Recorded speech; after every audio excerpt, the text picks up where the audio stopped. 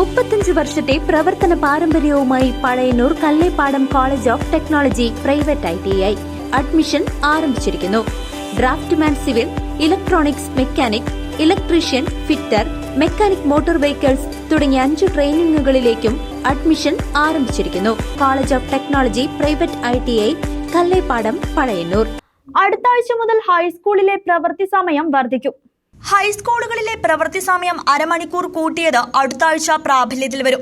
പുനഃക്രമീകരണം സംബന്ധിച്ച വിദ്യാഭ്യാസ വകുപ്പ് സർക്കുലർ പുറത്തിറക്കിയിട്ടുമുണ്ട്.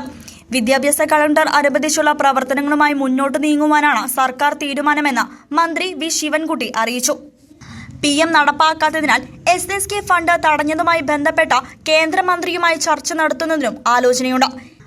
ഇക്കൊല്ലത്തെ പ്രവേശനോത്സവത്തിൽ മുഖ്യമന്ത്രി നിർദ്ദേശിച്ച കാര്യങ്ങൾ ഉൾപ്പെടുത്തി അക്കാദമിക് മാസ്റ്റർ പ്ലാൻ തയ്യാറാക്കുമെന്നും മന്ത്രി അറിയിച്ചു. കരട് അന്തിമമാക്കുന്നതിനായി വിവിധ മേഖലയിൽ ഉള്ളവരുമായി ഈ മാസം 21-ന് ചർച്ച നടത്തും. ജൂൺ 26-ന് ലഹരി വിരുദ്ധ പ്രചാരണ പരിപാടികൾ സംഘടിപ്പിക്കുമെന്നും മന്ത്രി കൂട്ടിച്ചേർത്തു.